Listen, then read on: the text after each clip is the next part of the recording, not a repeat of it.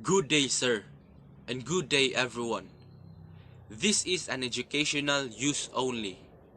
Our group is allowing our instructor, Mr. Roldan Ardenis, to use this as an educational material.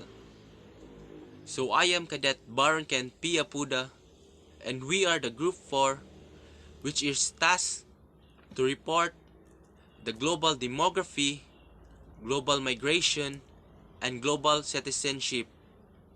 So this is our objectives. First is explain the theory of demographic transition as it affects global population. Analyze the political, economic, cultural, and social factors underlining the global movements of people and display the first-hand of experience of OFWs. Second is articulate a personal definition of global citizenship and appreciate the ethical obligation of global citizenship.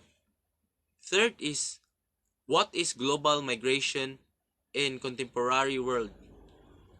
Fourth is what are the four types of global migration. Fifth is why there is global migration. And lastly, what are the advantages and disadvantages of sending and receiving countries. So I explain the theory of demographic transition as it affects global population. So first, I'm gonna give the definition of demography. What is demography? Demography is the statistical study of human population. Demographers look at the information in order to determine the specific characteristic of population.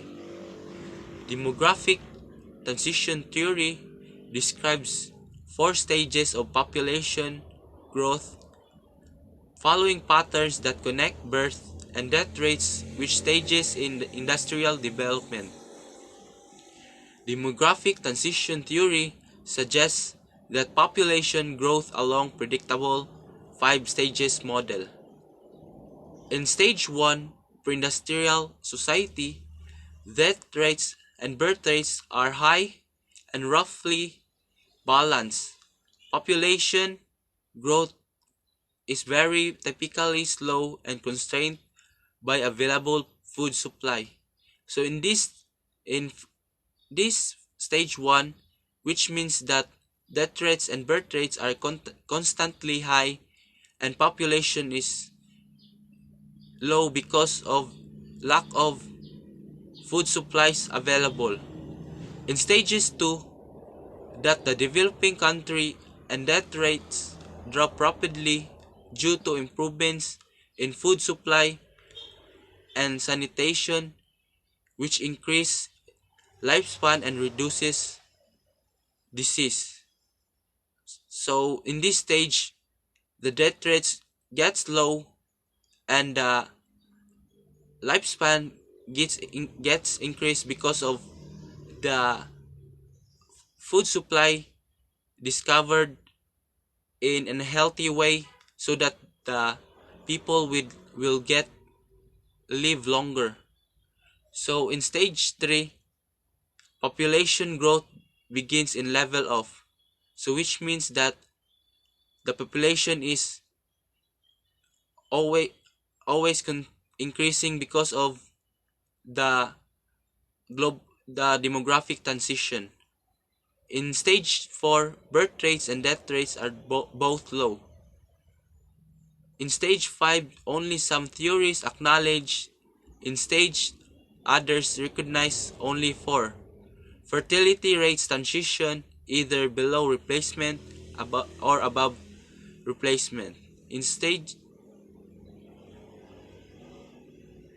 So I am done and I'm giving this to another report which to continue and explain the theory of demographic transition as it affects global population. Good day, sir. Good day, everyone. I am Engine Cadet Loyloy, and I will continue about the topic on explaining the theory of demographic transition as it affects global population by Indian Cadet Apuda. So, the demographic transition is finished just on the developed countries, so where the population growth has been stabilized and in most of the cases is decreasing. However, on the undeveloped or developing countries, it is already unfinished given the fact that they haven't already post-industrialized their economies. So, they find themselves on the point where the death rate has already decreased due to the improve on health, while on the birth rate uh, is also improving due to the economic development. So, it summarized that more education is more expensive care of the children. So that is the last part of the topic of Engine Cadet Apuda. In the next slide, as you can see, there is the distribution of the global population on 2021 by continent. So I will explain that the share of the global population we input here, it is by percent. So there is the 8 categories, which is the Asia, who have 59.33%, Africa 17.51%, Europe 9.77%, Latin America and the Caribbean 8.37%, Northern America, which have 4.73%, and lastly the Oceania 0.56%. So this is the distribution of the global population. So in next slide, I will analyze, or I will tackle about the analyze the political, economic, cultural, and social factors underlying the global movements of people and display first-hand knowledge of the experience of the OFWs. So in the Philippines, a deeply rooted and pervasive culture of migration has made moving abroad common, so acceptable, even desirable as an option or strategy for better life. So the OFWs, they are moving on to other countries for decades.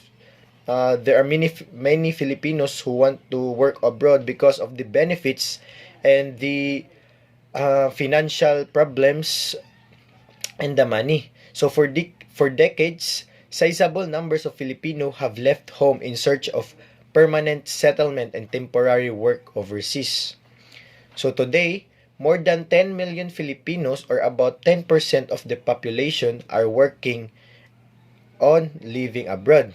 So as you can see, there are many Filipinos now who are working because they want to settle a permanent or temporary work to have a better life and better financial income. So the governments subsequently developed a number of institutions, laws, and policies aimed at enhancing the protection of OFWs and their families. So, with the help of the government, they create institutions, laws, and policies that will help the OFW to their work on the abroad. So it helps the OFW to not to prepare or protect them on to whatever is circumstances they are facing on the overseas or on the abroad. So recent attempts to link migration policies with development policies demonstrate a remarkable shift in governance in the Philippines, earning positive reviews for the international community. So by the hard work of the Filipinos, many Filipinos, there are many remarkable or positive reviews in the international community. As we know and to ourselves, Filipinos are really hardworking. So the response of the OFW to President Duterte is one of overwhelming support. Because also of Duterte give many institutions or law and policies to help the OFW in their work on the abroad, uh, the Filipinos response overwhelming support of President Duterte. So next will be tackled by the next reporter. Thank you. Good day, I am Engine Cadet Napoles. So, articulate a personal definition of global citizenship and appreciate the ethical obligations of global citizenship. For Oxfam, global citizenship is all about encouraging young people to develop the knowledge, skill, and values they need to engage with the world. And it's about the belief that we can call make a difference.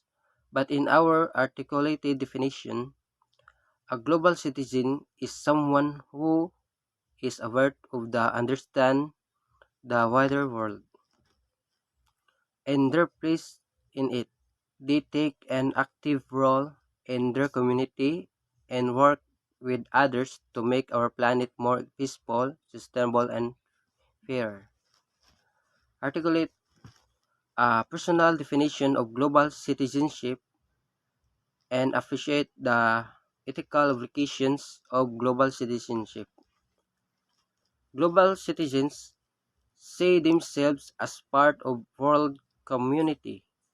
Such a community is rapidly emerging as a result of growing interconnectivity and interdependence of people and their countries. A global citizen actions support the political, social, economic, and moral values of this community, which have also been exposed by global leaders for the past 100 years. These values include human rights, gender equity, environmental stewardship, and sustainable development, the reduction of poverty and income inequalities, good governance, and global peace and justice. Such values are reflected in the expanding number of the international agreements, conventions, and treaties that countries have signed since the end of the World War II. Israel 2017. Articulate a personal definition of global citizenship and appreciate the ethical obligations of global citizenship. What are ethical obligations? Ethical obligations are a set of ought that define a moral course of action and draw a line between right and wrong. What are some of ethical obligations of global citizenship?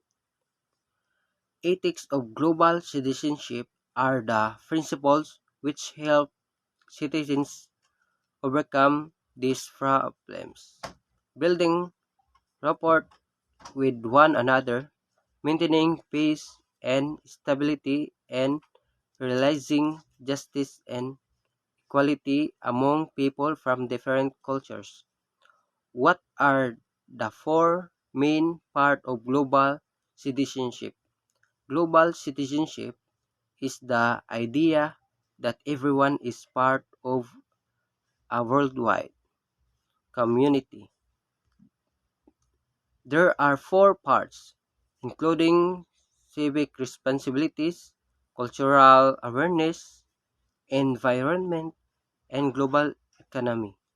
Global citizens look for how people of the world are both different and the same. Good day guys, I am Julimar Mabala and in this video I am going to discuss what is global migration in contemporary world. So immigration or global migration refers to the movement of human population from their home country to their desired destination. Typically, these immigrants are already in their age of venturing for better prospects and are willing to find better jobs in the global market. While immigration thus considered to be a fulfilling dream to the worker, there are always consequences resulting from his or her transfer. Movement of workers from one country to another diminish the human value produced by their origin country. Despite the loss suffered in the country, the productive labor force as well as migrants' contributions through remittance are able to neutralize the loss. Since it is known for the fact that migrants are easily lured into the international job market and have already attained the needed experience for their jobs, migration proves to have a negative effect in the human capital and would later on lead to the phenomenon known as brain drain. At present, the number of skilled workers or professionals is increasing as well as their expectations of finding better prospects outside the country and catching up on the productive developments of global modernization and technological advancement. The problem arises on the composition of these workers, those of which are in their ages of youth and productivity, from which the labor force would benefit greatly through their skill sets. The Philippines, in particular, has embedded migration in history long before, in every aspect in the society, and has deeply led to a major blow in the country.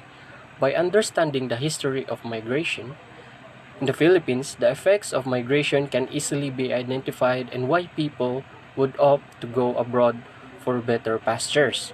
The desire for migration began at the start of the American colonization shortly after the signing of the Treaty of Paris.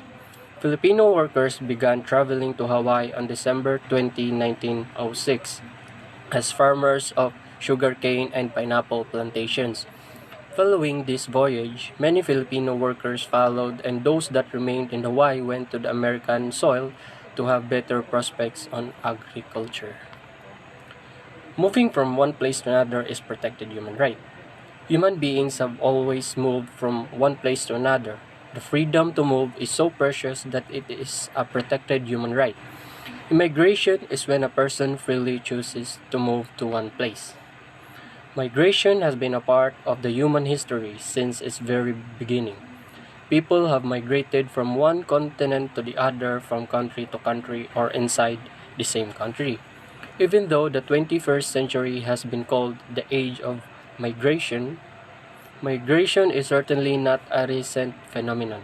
But this phrase is widely accepted, essentially because there are more migrants in the world today than ever before.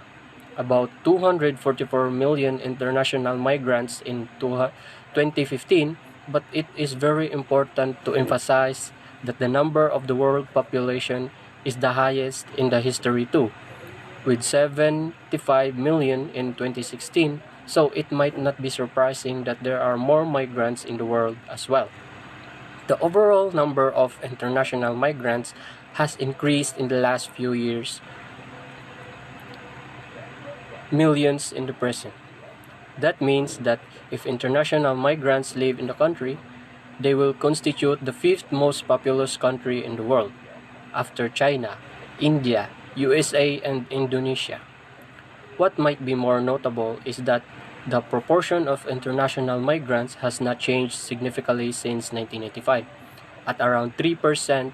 On the other hand, the estimated number of international migrants is 763 million. Together with the international migrants, every 7th person in the world is a migrant.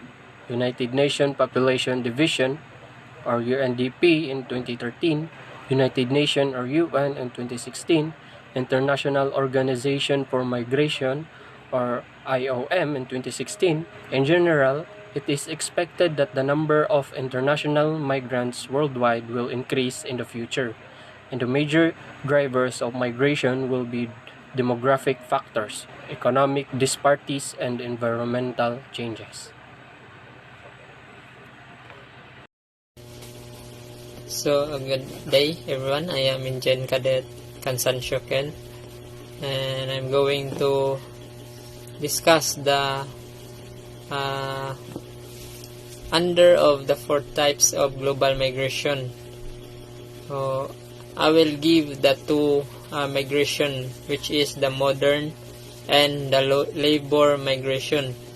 So in modern migration, although humans have been moving from place to place since the creation of time, the 19th and 20th century saw an explosion in human migration. So this explosion of sorts will be the topic of today's lesson. So to begin, migration is simply defined as the movement from one place to another. So people migrate for many different reasons. So these reasons can be classified as economic, social, political, or environmental. So while migration is still driven by the same basic pressures, so it is now artificially shaped by political forces as well. So most modern migration follows economic patterns. People are always seeking better opportunities for decades. This led to a migratory flow in North America. So in addition of modern migration, which is the urbanization, so with this mention of cities, we come to our next concept that affected modern migration, urbanization, as industry started replacing agriculture and the industrialization of the world's economy led to urbanization. So the movement from rural to urban areas, in other words, millions of agriculturalists left their farms and moved to the cities in search of work because of the kakulangan sa ilahang kita as a farmer. So they are searching in the urban to make their panginahanglanon nga makuha dayon nila. So according to those who study migration, the process of urbanization had its origin in Britain and then spread throughout the world.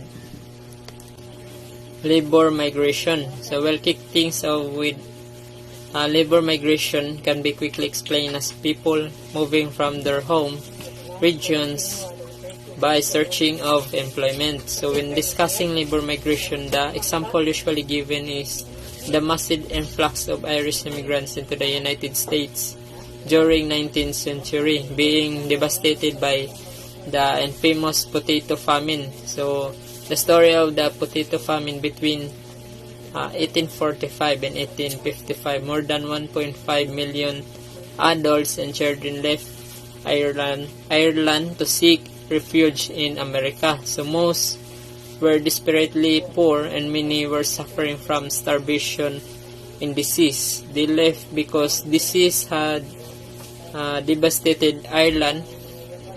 Potato crops leaving millions without food.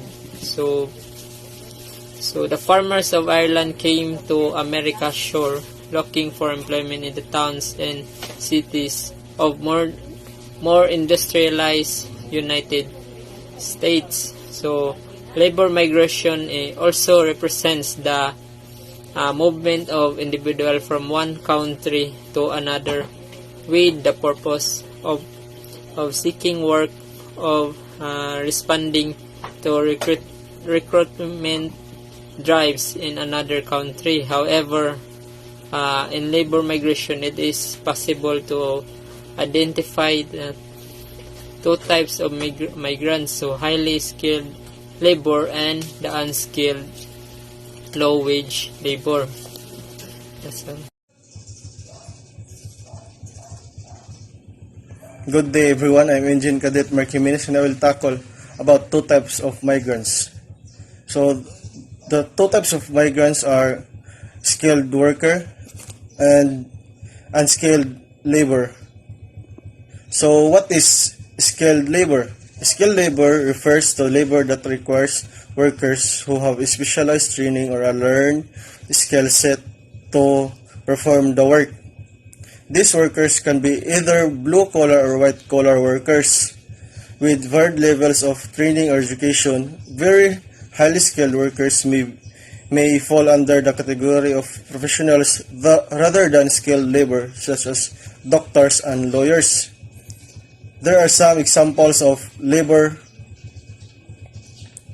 The examples of skilled labor occupations are electricians, law enforcement officers, computer operators, financial technicians, and administrative assistants. Some skilled labor jobs have become so specialized that there are worker shortage. The major positive effect of labor migration in the sending countries is that it provides temporary relief on domestic labor markets and helps reduce unemployment, particularly in economically deprived areas. Types of unskilled labor. Unskilled labor does not require workers to have special training or skills. The jobs that requires unskilled labor are continually shrinking due to technological and societal advance. Jobs that previously required little or no training now require training. For example, labor that was once done manually now may be assisted by computers or other technology, requiring the worker to have technological skills.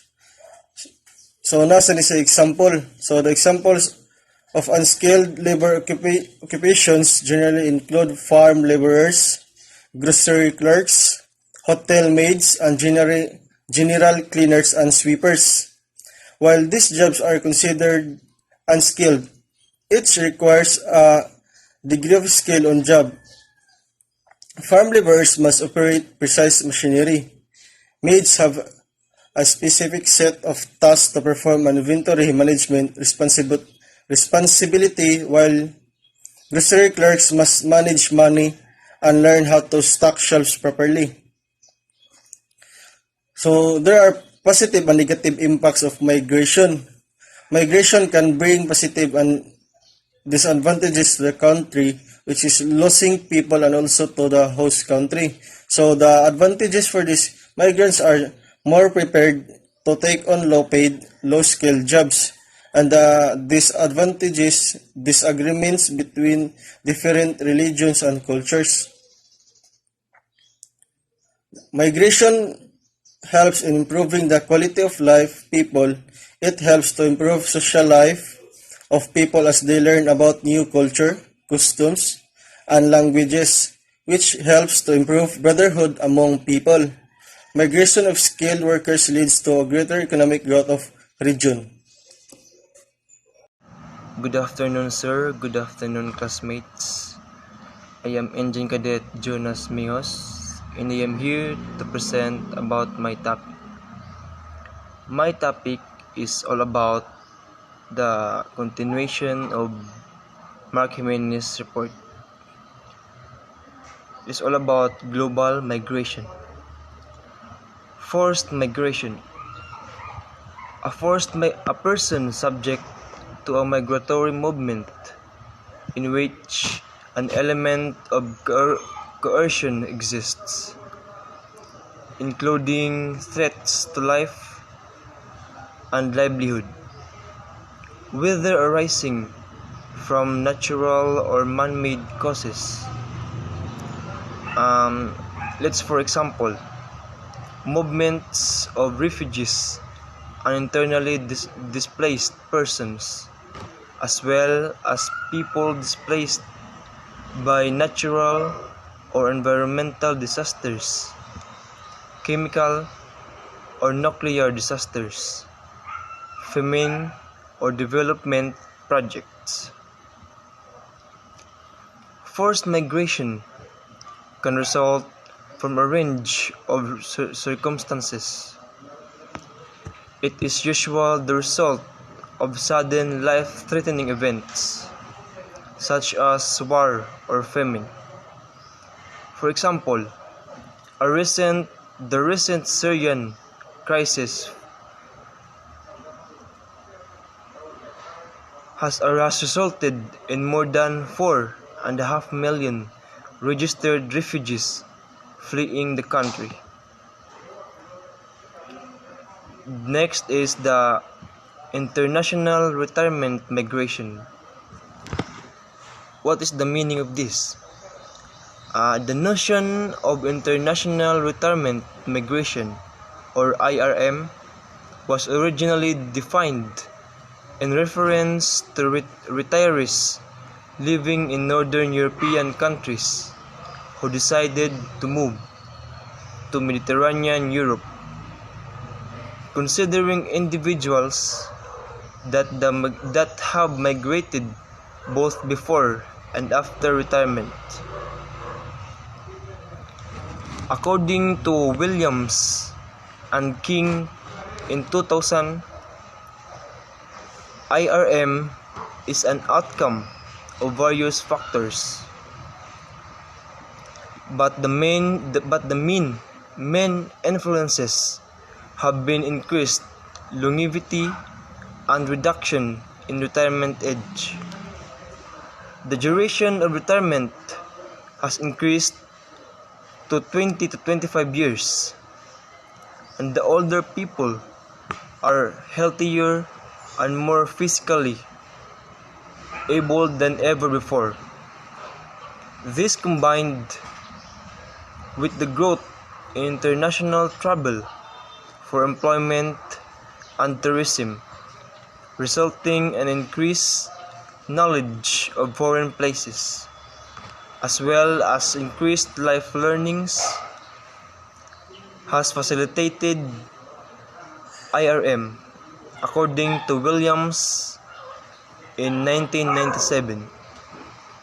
Personal choices and motivations for participating in IRM vary, but the main influences tend to be climate, lower cost of living, and improved lifestyle. Innis 2008. Increased access to amenities and the slower pace of life are also important factors. Furthermore, the ease and lower cost of international travel means that retirement migrants can maintain their social networks from afar, as well as make frequent visits to family and friends, according to Warnes and Williams 2007. And that is all for my report. Thank you. Good day everyone. My name is Engine Cadet Joseph Brian Tugbong and I am the next reporter. And my assigned topic is why there is global migration. When you heard about the world migration, unsa man di ay na siya? And nganong mostly sa mga Pilipino, ganahan man sila mo abroad? Well, ana rin siya. Migration is often driven by the search for better livelihoods and new opportunities. Indeed, global and regional social and economic inequalities are expressed most powerfully through the figure of the migrants, as one who crosses borders in age of work, education, and new horizon. And many migrants embark on journey escaping their socio-economic condition or natural disasters. Media focuses in predominantly on the escapes that flee conflict to face an arduous migration system that is visibly against them. However, not all migration stem for this. Only 10% of the world's international migrants are refugee or asylum seekers, and less so are irregular migrants. Those are people that cross borders illegally. The World Migration Report and the Migration Data Portal focuses on the fact that the migrants embark on a journey because they can inform technology makes communication possible and information readily available. both of which facilitate migrants' journeys enormously, and new modes of transportation also makes the possibility of migration and achieve reality. Moreover, high incomes because of the remittances, economic growth in the origin countries also lead to migration because the journey becomes affordable. Therefore, people migrate for many reasons, and they do not act independently from each other. Here are the top 10. First is escaping hardship, conflict, and persecution. Next is seeking a better life. Displacement because of environmental factors. Fourth is family reunification. Fifth is employment. Six is studies. 7 is following cultures of migration. 8 is economic reasons or remittances because it is facilitated. And the last one is the just because or why not factors. What are the advantages and disadvantages of sending and receiving countries? Countries losing people. These are the advantages. Money sent home by the migrants. Second is decreased pressure jobs and resources. Migrants may return with new skills. And also the disadvantage are people of working age move out, reducing the size of the country's potential workforce. Gender imbalance are caused, and it is typically men who seek to find employment elsewhere. Women children are left. The last part is brain drain if many skilled workers leave. These are the advantages and disadvantages of the sending and receiving countries. Disadvantages is the host country. Advantages: a richer and more diverse culture. Helps to reduce any labor shortage. And the third one is migrants are more prepared to take on low-paid, low-skilled jobs. Disadvantages: increasing cost of service such as healthcare and education. Second is overcrowding. The third one is disagreement between different religion and culture. In addition, there are a number of obstacles that migrant may need to overcome, including unemployment, racism, and cultural differences. The fourth one is language barriers. And the last one is lack of opportunities. That's all. Thank you.